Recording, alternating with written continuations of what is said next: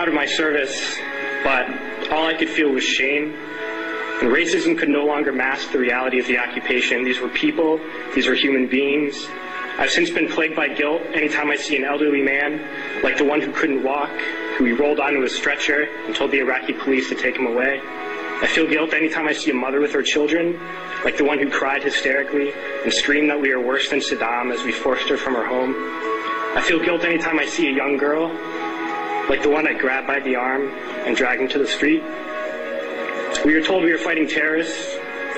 The real terrorist was me, and the real terrorism is this occupation. Racism within the military has long been an important tool to justify the destruction and occupation of another country. It has long been used to justify the killing, subjugation, and torture of another people. Racism is a vital weapon employed by this government.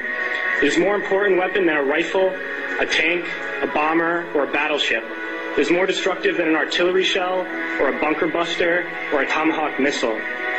While all those weapons are created and owned by this government, they are harmless without people willing to use them. Those who send us to war do not have to pull a trigger or lob a mortar round. They do not have to fight the war, they merely have to sell the war. They need a public who is willing to send their soldiers into harm's way. They need soldiers who are willing to kill and be killed without question. They can spend millions on a single bomb, but that bomb only becomes a weapon when the ranks in the military are willing to follow orders to use it.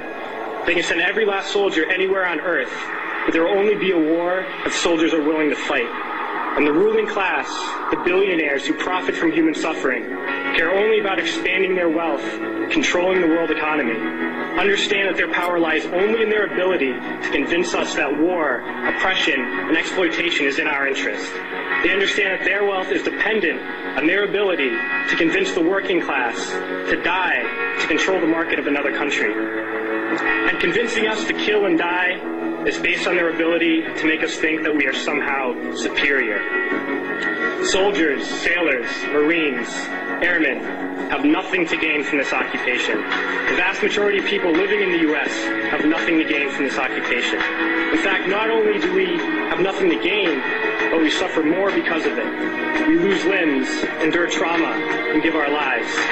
Our families have to watch flag-draped coffins lowered into the earth. Millions in this country without health care, jobs, or access to education must watch this government squander over $450 million a day on this occupation.